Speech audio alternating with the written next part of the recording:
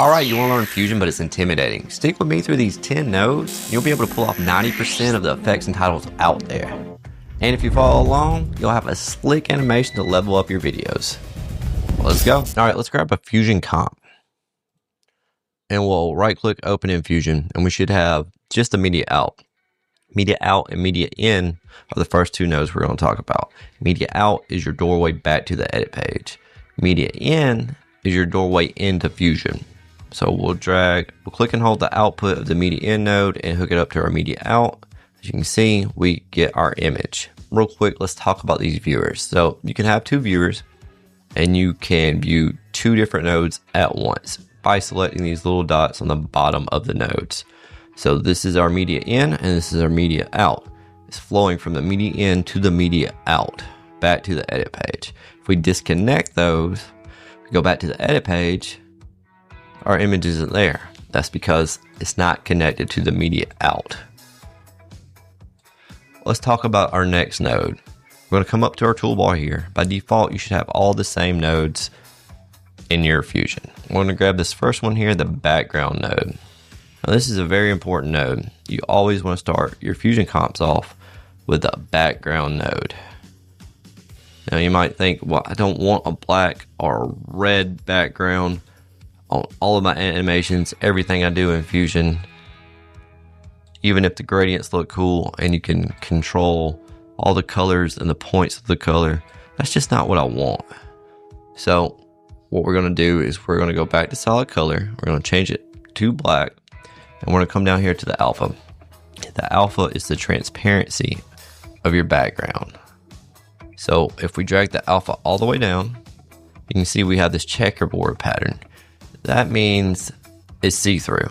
Now, why do you want to do this? It's because if you start every Fusion comp off with a background, it sets the resolution of your comp. Trust me, you want to do this every time. It will save you headaches later on. All right, the next node we need to talk about is the text plus.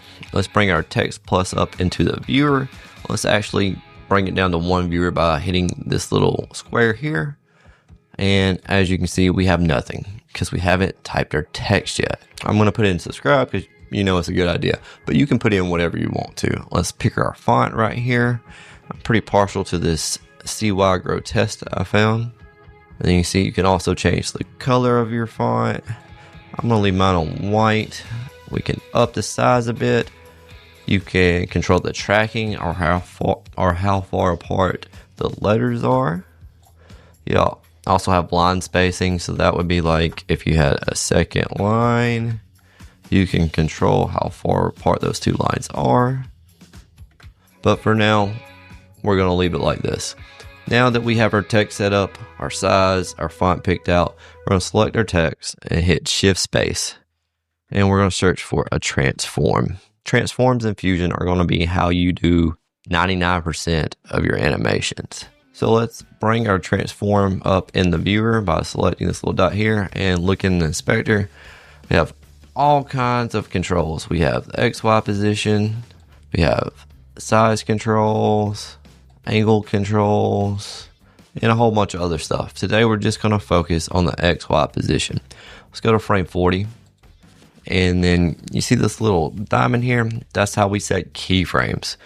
It basically tells Resolve where something should be at what point. So we set a keyframe here on frame 40, be right in the center, and when we go back to the beginning of our clip and we drag our text down, watch what happens. Resolve is going to make up the positions in between these two keyframes, and we have animation.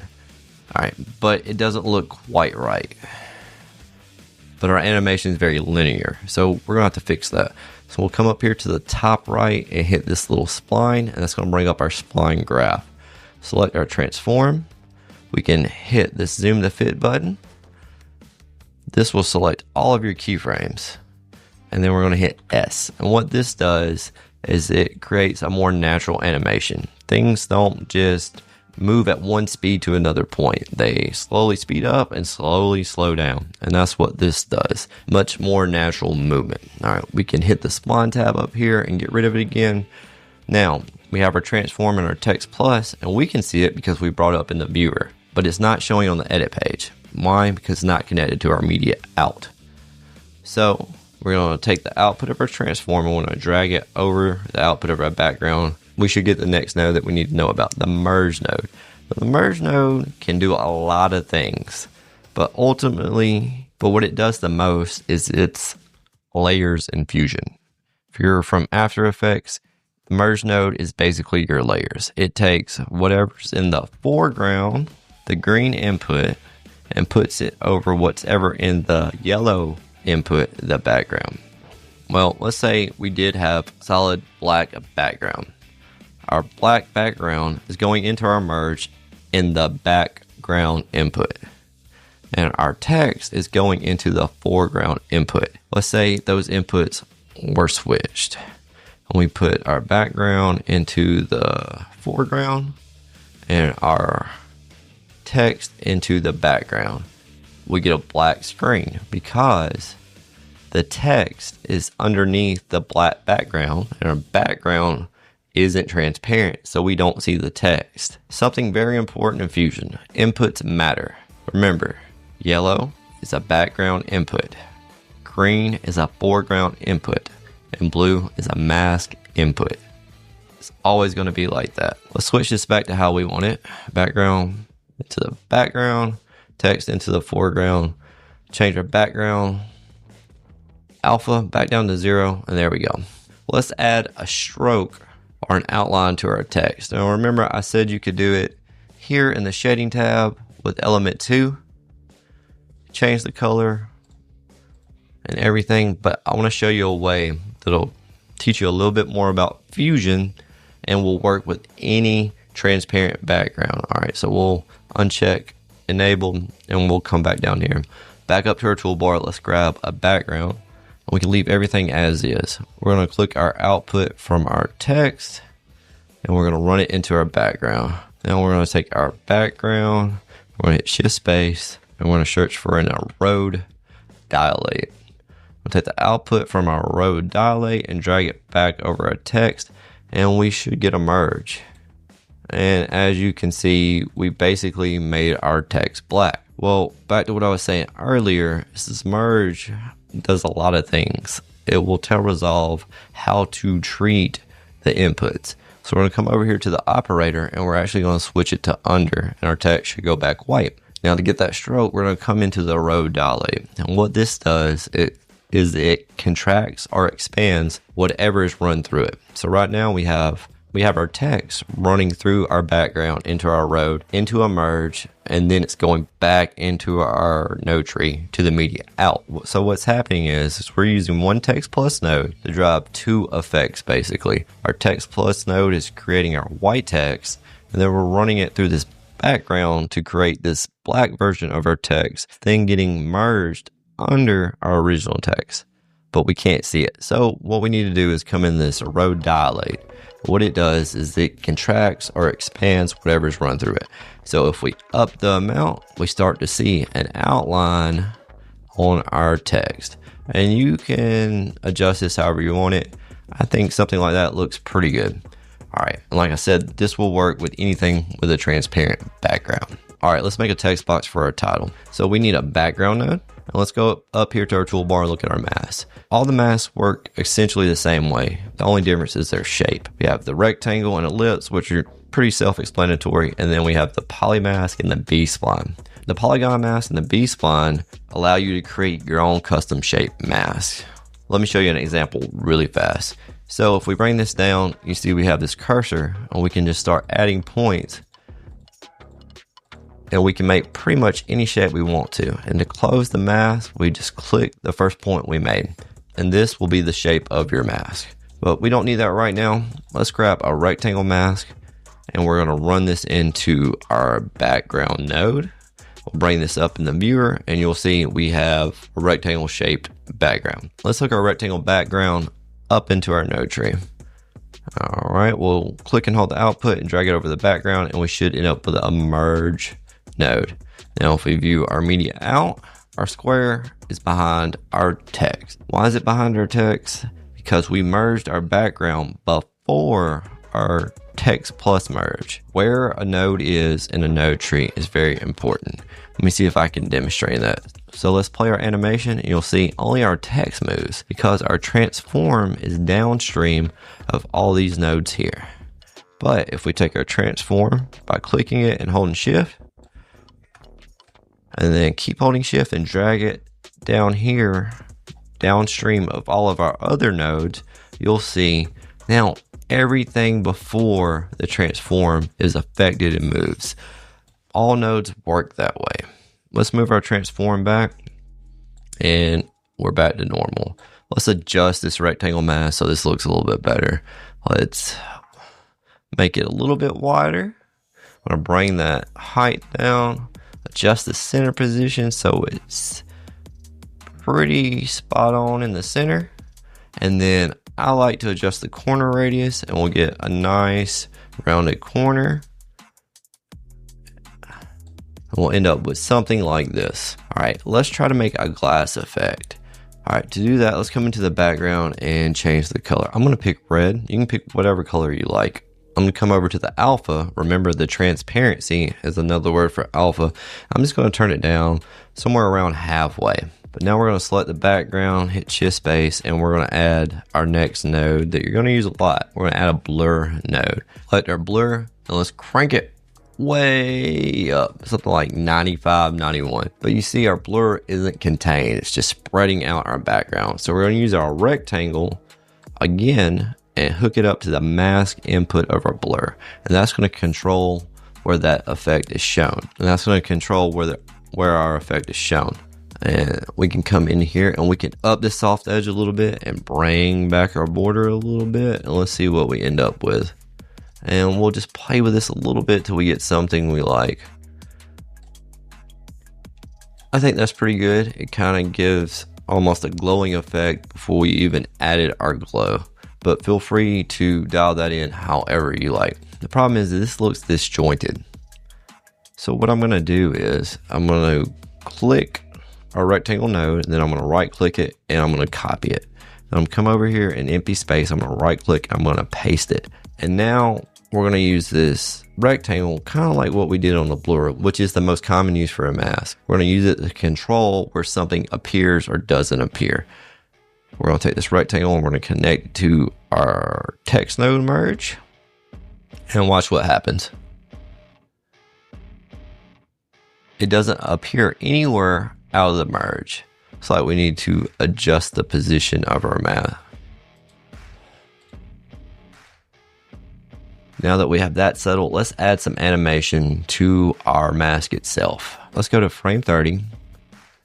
Let's set a keyframe on the width of our rectangle mask. And let's go back to the beginning. And let's drag the width all the way down. Now remember, I talked about smoothing your animation splines. You want things to look natural. So let's open up our spline graph. We'll zoom to fit. We're going to select everything. And instead of hitting S this time, we're going to right click and come up to ease. And we're going to choose Alt Cubic. And let's just see what that looks like.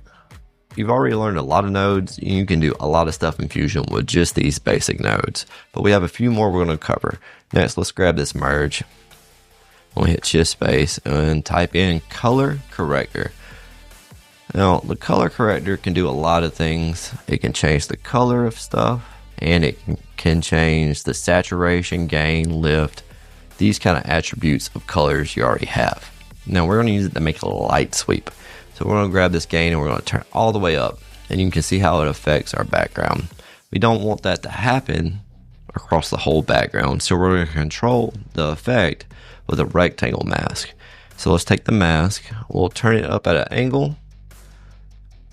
We'll change the height a little bit to this little bar. We'll up the soft edge.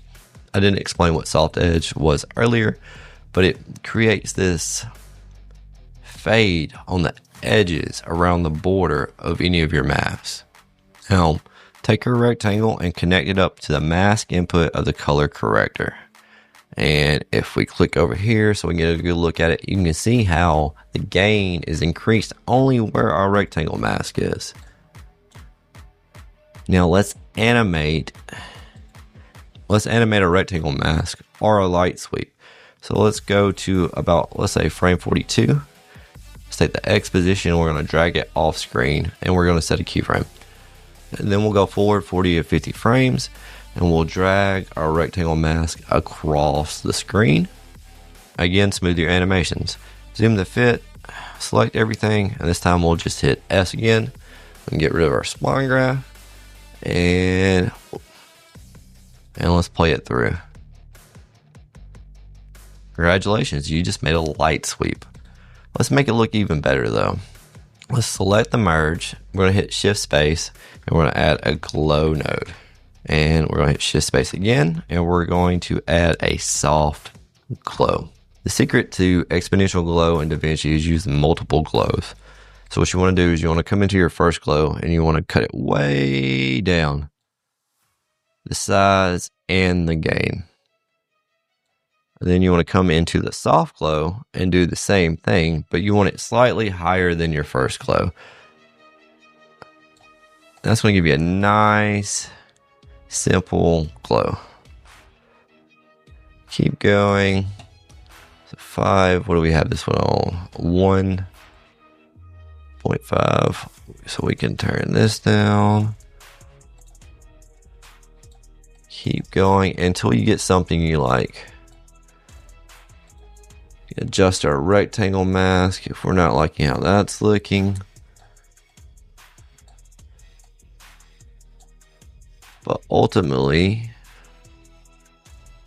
it makes everything pop and stand out a little bit more. Up this soft edge. Play with the height. If you think the gain is too high, you can always turn it down. There we go. Solid looking light sweep. Alright, glows and blurs are kind of all in the same family. And our next node is called a drop shadow. We'll hit shift space, we'll search for it, we'll select it and hit enter. It's going to add depth to our animation. So you have all kind of controls. You can control the strength, the blur, the distance, the angle. You can set it up however you want to.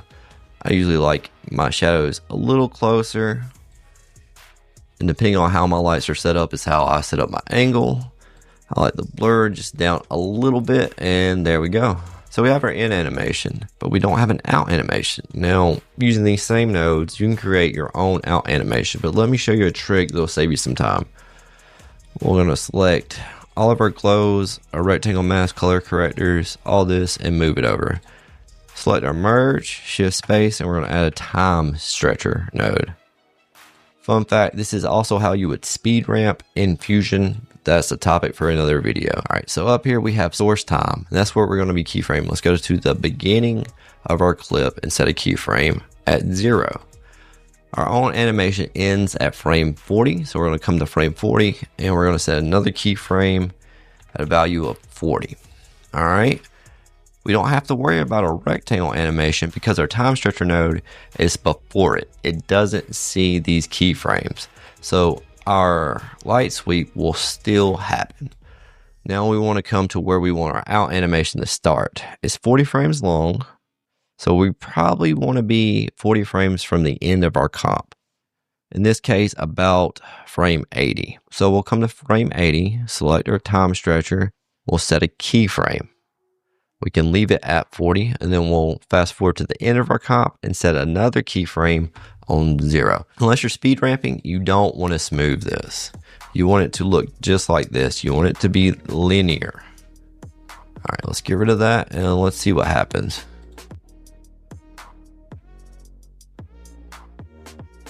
There we go. It completely reverses our own animation. All right, while we're here, let me show you a couple more bonus nodes. So let's take our rectangle mask and we're going to move this, come up to our toolbar and grab a fast noise. Now bring it up in the viewer, and what this is mathematical random movement. It's the best way I know how to describe it. We can control a lot of parameters like the detail adds in more contrast and brightness. This is going to control the independent values of that contrast and brightness. If we pair this with our fast noise and our rectangle, we want the rectangle to be in the background and we want the fast noise to be in the foreground. If we come into the displace and play with the refraction strength, the offset maybe, you can go into the fast noise and adjust the scale and the movement, all this until you get something you think might look cool. We're going to take the output of the displace and place it back into the mask input of the color corrector. Now let's go check out our media out node and see what happens. Look what happens to our light sweep. It will affect the shape of our rectangle mask and add some randomness to our light sweep.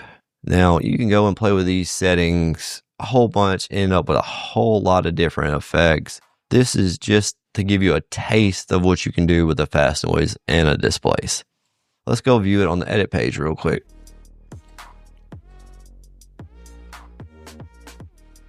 There you go, you have your title animation. Hit 10 core nodes that'll handle titles, glass effects, light sweeps, glows, animations. If you found this video helpful, hit that like and subscribe button and check the description down below for some of my favorite free macros, including ones I made myself. We'll see you in the next video.